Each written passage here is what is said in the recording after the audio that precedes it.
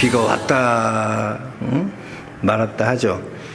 무슨 자꾸 뭐 중부 지역은 지금 뭐 난리 났어요. 홍수가 나고 난리가 났는데 비가 오긴 와야 되는데 또 이렇게 계속 장마라서 그래도 이렇게 장마에도 불구하고 주의 전을 사모하고 주의 말씀을 사모하고 하나님 만나고자 하는 여러분들의 그 갈급한 심령마다 목마른 사슴이 시냇물을 찾아 갈급함 같이 우리의 영혼이 주님을 찾기에 갈급하면 하나님께서 꼭 만나주세요.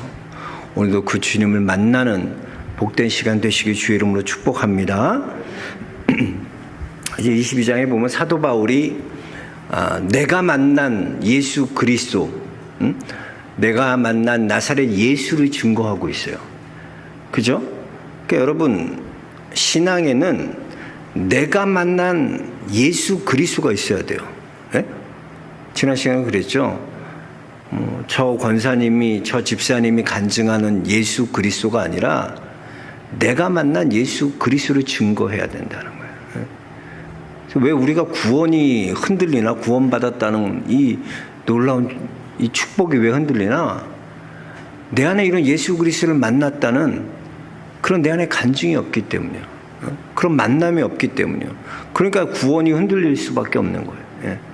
사도 바울은 담대하게 내가 나를 만나주신 예수 그리스도, 다메섹 도상에서 나를 만나주신 예수 그리스도를 증거하고 있어요. 자, 그랬더니 어떤 일이 일어납니까? 그들이 더욱더 그냥 분노하여서 돌이 들어 죽이고자 하는 거예요. 그때 이제 천부장이 그 사람들을 말리고 다윗을 끌어다가 자기 영내로 불러들입니다. 그리고 도대체 왜 이렇게 유대인들이 당신을 죽이려고 하는지 내가 진상을 좀 알아야 되겠다. 그래서 이 사도 바울을 이제 공회 앞에 세우게 되는 게 23장입니다. 자, 23장 이렇게 시작되는데 우리 23장 1절 한번 읽어볼까요? 먼저 30절부터 22장 30절부터 읽어볼게요. 이튿날 천부장은 유대인들의 무슨 일로 그를 고발하는지 진상을 알고자 하여 그를 결박을 풀고 명하여 제사장들과 온 공회를 모으고 바울을 데리고 내려가서 그들 앞에 세우니라. 자, 그들 앞이 누구예요? 공회 앞에, 유대 공회 앞에 세우는 거예요.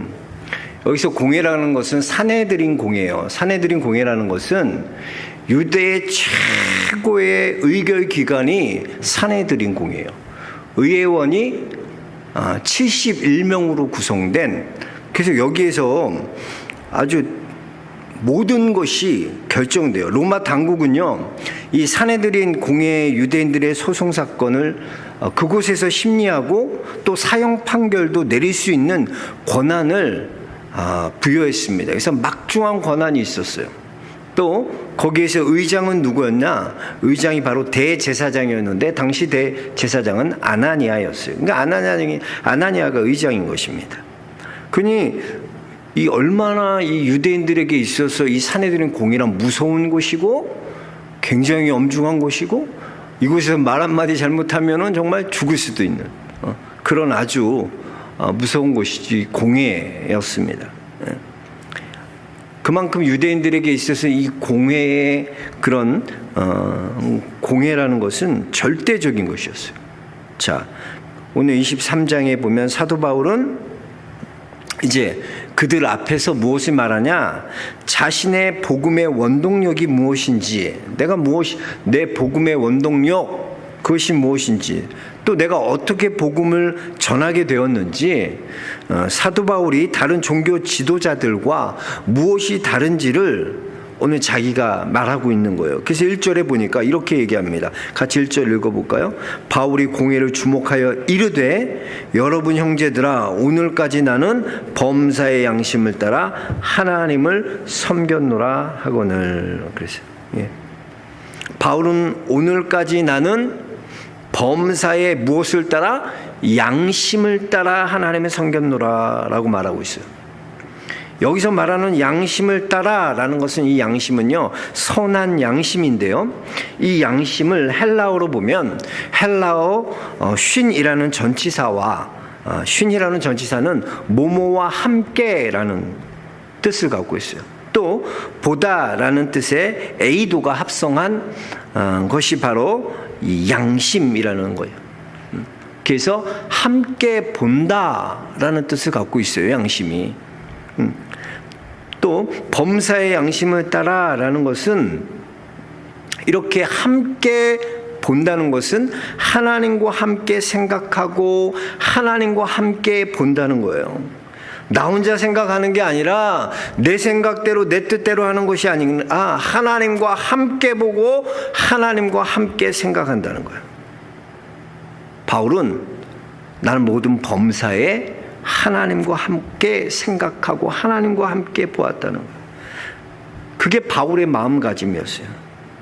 그러니까 자신의 생각을 주장하고 자신의 뜻대로 한 것이 아니라 나는 하나님이 나와 함께 하셔서 하나님과 함께 생각하고 하나님과 함께 보았다. 이것은 뭐예요? 하나님이 원하시는 것이 무엇인지 나는 안다.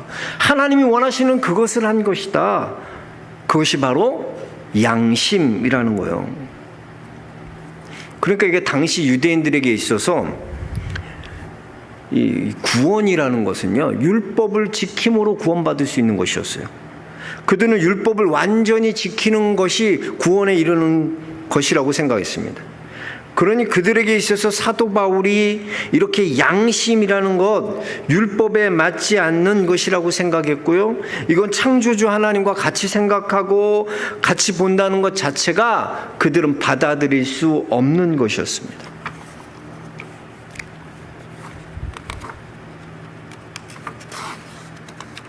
특별히 바울이 이런 양심을 따라 하나님을 섬겼노라 그런 것은, 하나님을 섬겼다라는 것을 원어로 보면 하나님께 백성 노릇하였다라는 거예요. 그러니까 이것은 하나님과 바울의 특별한 관계를 말씀해 주고 있는 거예요. 바울은 율법으로서의 하나님을 말하는 게 아니에요. 자신을 담메색 도상에서 만나주시고 찾아와 주시고 자신에게 나타나신 나사렛 예수 그리스도, 나는 그 나사렛 예수 그리스도를 인격적으로 그 주님과 관계를 맺고 있다는 거예요. 그것을 강조하고 있는 것입니다. 내가 만난 하나님, 그 하나님의 백성으로서 이제 나는 더 이상 나를 위해서 살아가는 존재가 아니라 나는 하나님의 백성으로서 백성 노릇한다. 하나님을 위해 살아가는 자다. 하나님 위해 살아가는 자다라는 것을 강조하고 있는 것입니다. 이것이 바울이 사내들인 지도자 앞에서 담대하게 선포한 거예요. 여러분, 그렇습니다. 정말 하나님을 인격적으로 만났다면요, 우리가 이렇게 될 수밖에 없어요. 하나님의 백성 노릇하는 것, 우리가 모든 범사의 양심을 따라 내 뜻과 내 생각이 아니라, 양심이란 것은 하나님과 함께 보고 하나님과 함께 생각하는 것, 모든 일을 그렇게 했다는 거예요. 그렇습니다. 여러분, 우리는 이것을 경험하고 누리며 살아야 돼요. 바울에게 찾아오신 그 하나님, 바울을 인격적으로 만나주신 그 하나님, 그 주님을 내 삶 가운데서도 동일하게 그 주님을 만나고 영접하고 그 주님을 나의 주인으로 삼아서 내 생각, 내 뜻대로, 내 생각대로 살아가는 자들이 아니라 양심, 하나님과 함께 보고 생각하며 하나님의 백성 노릇하는, 하나님의 백성 노릇하는 믿음의 성도들 되시기 주의 이름으로 축복합니다. 이렇게 바울은 자신이 만난 그 하나님에 대해서 말하고 있지만, 이 유대인 지도자들은 이것을 이해하지 못하는 겁니다. 받아들이지 못하는 거예요. 그들은 말씀을 지식으로만, 또 율법을 행위로만 알았기 때문에 삶 가운데 하나님과 인격적 만남이 없으니까, 그런 형식적인 신앙생활을 했으니까 바울이 말한 이것이 도저히 받아들일 수 없는 거예요. 그래요, 여러분. 내가 만난 그 하나님, 내 안에 살아계셔서 역사하신 그 하나님의 간증이 여러분에게도 여러분에게 나타난 나의 주 나의 하나님이 될 때만이 그 하나님이 참 하나님이 되어주시는 거예요. 내게. 그냥 맨날 성경을 통해서 목사님 설교를 통해서 어떤 집사님 간증을 통해서 권사님 간증을 통해서 만나는 그 하나님이 아니라 바울과 같이 내 삶 가운데 내가 똑같은 너희와 같은 똑같은 죄인이었지만 하나님께서 내게 찾아와 주셔서 나는 나사렛 예수다. 네가 핍박하는 나사렛 예수다. 그 말씀하신 그 예수님 만났던 바울과 같이 우리 안에도 그 예수 그리스도를 만나야 돼요. 그러니까 이 만남을 경험하지 못하니까 이 사내들인 공회원들은 이해를 못하는 거, 받아들이지 못해요. 그러니까 아나니아가 뭐라고 말합니까? 2절에 보니까 대제사장 아나니아가 그의 입을 치라라고 명령하고 있는, 바울이 만난 그 하나님 인정하지 않겠다는 거예요. 대제사장임에도 불구하고 아나니아는요, 율법의 하나님으로만 알지 바울이 만난 인격적 하나님을 경험해 보지 못했다는 겁니다. 알지 못했다는 거예요. 하나님과 인격적 만남이 없으니까 이해할 수 없는 거예요. 바울이 그런 말 하는 것을 받아들일 수 없는 거예요. 그래서 사람들에게 이 바울의 입을 치라는 것은 그가 하는 말을 인정하지 않겠다. 바울이 인격적으로 만난 그 하나님을 무시하는 것이고 바울을 인정하지 않는 것이었습니다. 자, 이렇게 입을 치라고 할 때 바울이 3절에 보니까 뭐라고 말하고 있습니까? 3절 같이 읽겠습니다. 바울이 이르되 회칠한 담이여 하나님이 너를 치시로다. 내가 나를 율법대로 심판한다고 앉아서 율법을 어기고 나를 치려 하느냐 하니. 자, 무슨 말이냐? 자, 아나니아는 지금 사람들에게 누구로 입을 치라 그래요? 바울의 입을 쳐. 그러니까 사람들을 시켜서 바울의 입을 쳐요. 근데 아나니아는 어떻게 됩니까? 하나님이 너를 치시리라. 그래서 하나님이 너를 치시리라. 대제사장 아나니아는 사람들 앞에 바울 입을 치라고 얘기하지만 바울은 오늘 뭐라고 말하나? 하나님이 너를 치실 것이라. 다른 거예요. 아나니아는요, 세상이 갖고 있는 의장의 권위로 사내들인의 공의로 바울을 치는 것이지만 그건 사람이 가진 권력이에요. 사람이 가진 힘이에요. 바울은 그 힘이 아니라 하나님께서 너를 치실 것이다. 그러니까 여러분, 사람을 두렵게 하고 사람의 어떤 권력 있고 힘 있는 것을 두려워할 필요가 없어요. 그것을 주신 이가 누구냐? 하나님이에요. 하나님이 그 모든 것을 주관하시고 하나님이 주신 거예요.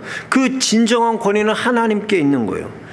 근데 우리는 두려워할지 않은 두려워하지 않고, 하나님은 두려워하지 않고 내 앞에 보이는 어떤 힘 있는 사람, 권력 있는 사람, 나보다 위에 있는 그 사람들의 말만을 두려워한다는 것이죠. 여러분, 이렇게 사도 바울이요, 사내들인 공의 앞에서 담대하게 말할 수 있는 용기가 어디에서 나오는 겁니까? 바울은요, 하나님을 두려워하기 때문에요. 하나님 두려워하는 사람은요, 세상의 협박이나 공갈이 주눅들지 않습니다. 그리고 입을 치라는 이 아나니아에게 오히려 회칠할 담이요, 너는 회칠할 담이다. 이게 아주 심한 욕이에요. 회칠할 담이요라는 게 무슨 말이냐면, 여러분, 회칠한 무덤이요 라는 말은 들어보셨죠? 성경에서 누가 한 말이에요? 네? 회칠한 무덤, 회칠한 무덤이요. 바리새인들가 보면서 서기관들에게 예수님께서 하신 말씀이잖아요. 마태복음 23장 27절에 보면 예수님께서 화 있을진저 외식하는 서기관들과 바리새인들이여 회칠한 무덤 같으니 겉으로는 아름답게 보이나 그 안에는 죽은 사람의 뼈와 모든 더러운 것들이 가득하도다. 그래서 이 회칠한 무덤이라는 게 무슨 뜻이냐면, 당시에는요, 그 보통 부자들이 죽으면 장을 어떻게 합니까? 우리가 그 나사로 할 때 보죠. 돌 무덤을 만들잖아요. 동굴에다 이렇게 무덤을 만들잖아요. 그거는 부자들이나 돈 있는 사람들이나 권력자들이나 할 수 있는 거예요. 일반 사람들은 어떻게 묻히냐면 거기에 묻히는 게 아니라요. 평지에 묻혀요. 평지에 평평하게. 그게 사람이 다니지 않는 길이 아닌 곳에 그렇게 사람을 묻어요.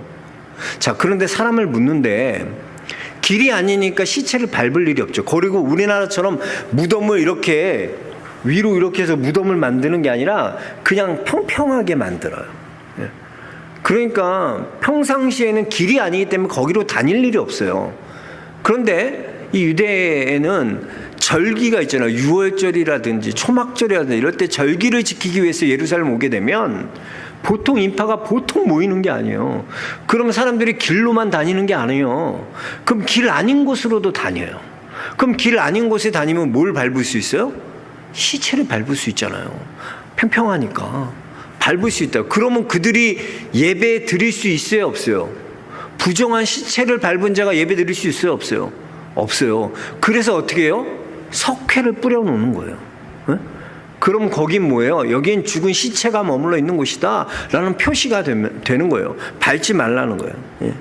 그렇다면 회칠한 담이라는 것은 뭘까? 회칠한 담이라는 것은요, 이 담에 균열이 생기잖아요. 담에 균열이 생기면 갈라진 곳에 흰 석회를 바르고 이걸 감춰서 마치 이것이 새로 지은 것처럼 견고한 담처럼 꾸며놓는 상태를 말하는 거예요.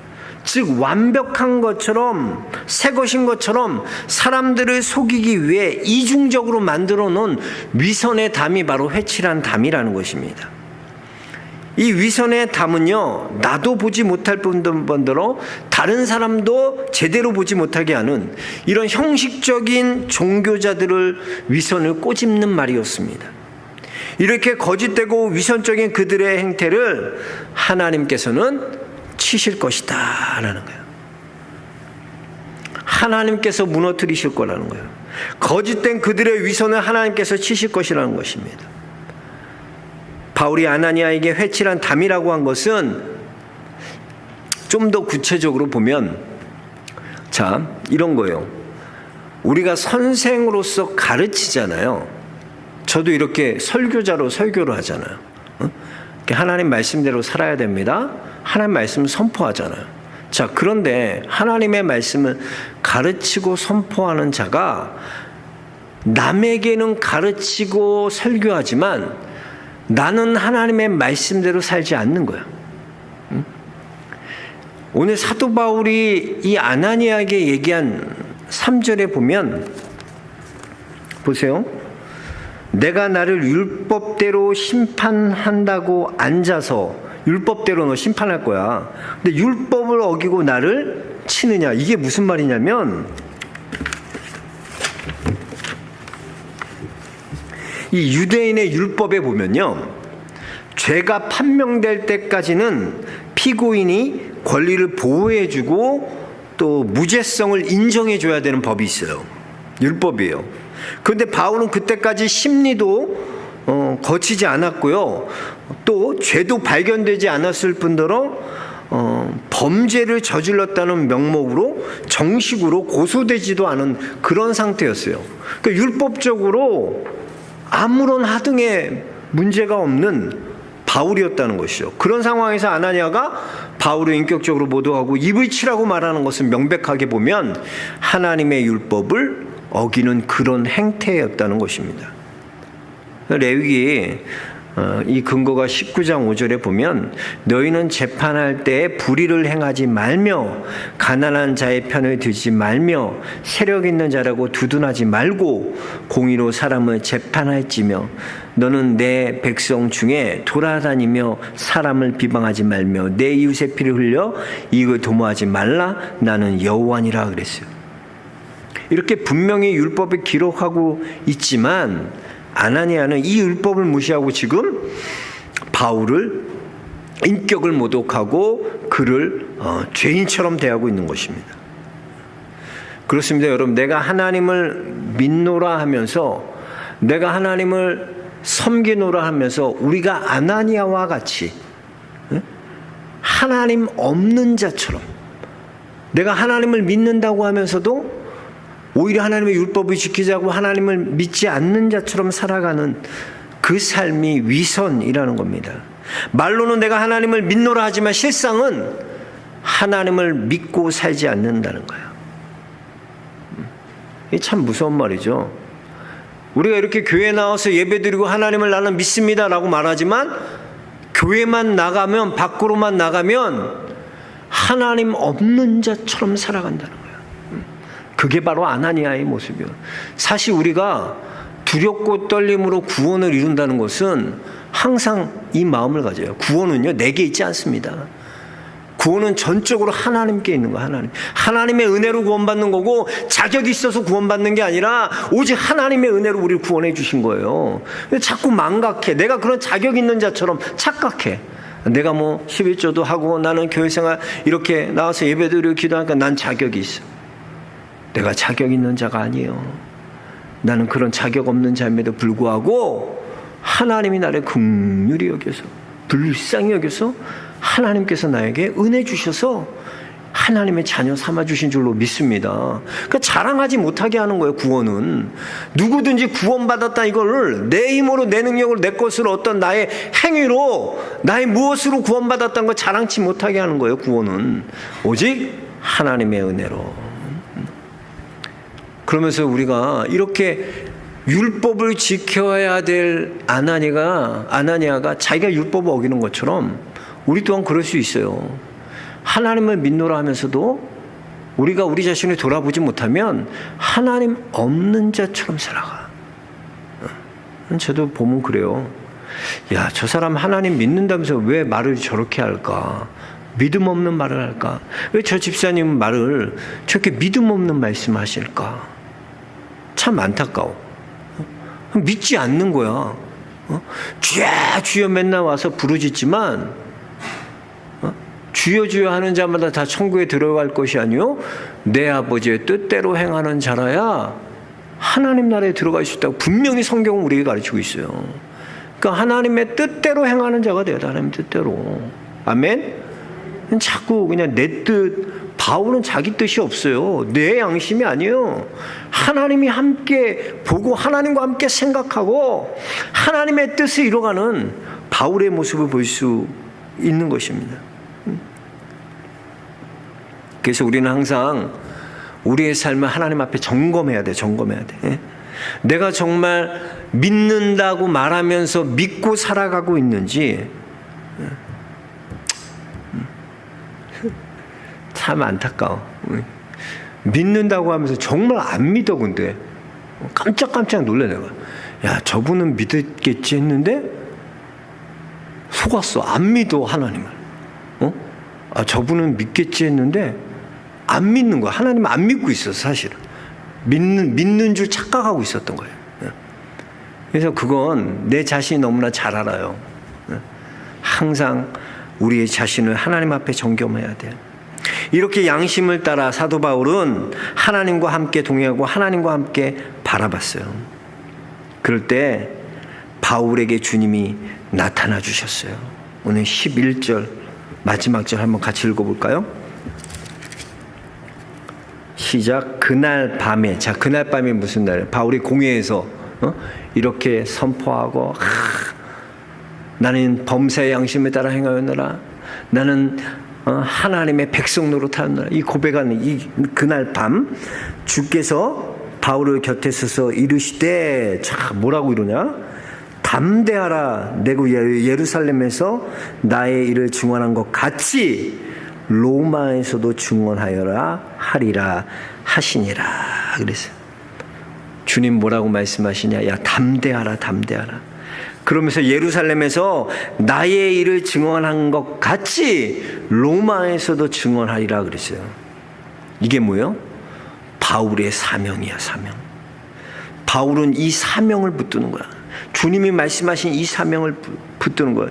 율법을 뛰어넘어서 내가 만난 그 예수 그리스도, 지식으로 배우는 것이 아니라 지식으로나 배움으로나 아는 것이 아니라 성경 속에서만 있는 율법의 하나님이 아니라 내 삶에 나타나셔서 역사하신 그 살아계신 나의 하나님, 나 같은 죄인을 찾아와 주시고 나 같은 주님의 죄인에게 하나님의 자녀라는 놀라운 직분을 주신 그 주님, 그 주님을 증거하는 거예요. 바울은 이 사명을 붙들고 이제 로마까지 하나님께서 가라 하신 그곳까지 가게 되는 거예요. 그렇습니다, 여러분. 하나님께서요, 바울을 통해 이루고자 하시는 일이 있어요. 이 모든 그림은요, 바울이 그린 게 아니에요.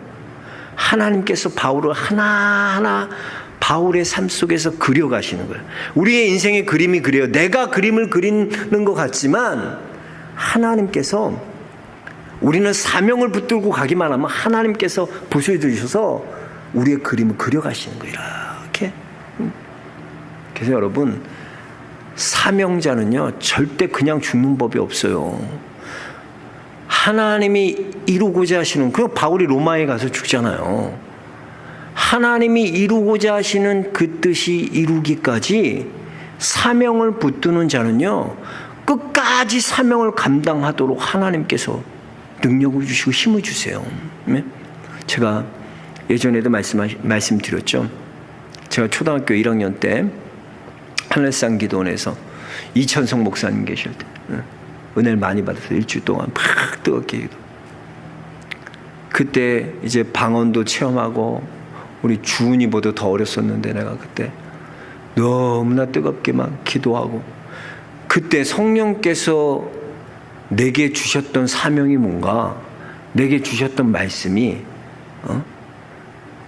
나중에 보니까 이게 성경에 있더라고. 창세기 28장 15절 말씀이, 한번 같이 찾아봅시다. 하나님이 사명자에게 주시는 말씀, 28장 15절이요. 28장, 창세기 28장 15절. 하나님께서 저에게 주신 말씀인데 여러분에게도 하나님께서 이 말씀으로 임하실 줄 믿습니다. 한번 같이 읽어볼까요? 내가 너와 함께 있어 내가 어디로 가든지 너를 지키며 너를 이끌어 이 땅으로 돌아오게 할지니라. 내가 내게 허락한 것을 다 이루기까지 너를 떠나지 아니하리라 하신지라. 아멘. 이 말씀을 여러분 아멘으로 받으십시오. 하나님이요, 여러분에게 허락하신 것이 있어요. 네?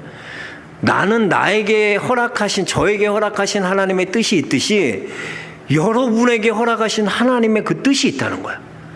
근데 하나님은 그 뜻을 이루기까지 여러분과 함께 계실 뿐만 아니라 떠나지 아니하시고, 하나님께서는 내게 허락한 것을 다 이루기까지 너를 떠나지 아니하라. 하나님이 함께 해주시겠다고 약속하고 계십니다. 여러분, 사명자는 이 말씀 붙들어야 돼요. 내게, 바울에게 허락한 것을 하나님 다 이루기까지 바울 떠나지 않는 거예요. 여러분, 한 사람 한 사람에게 하나님의 허락하신 그 일이 있어요.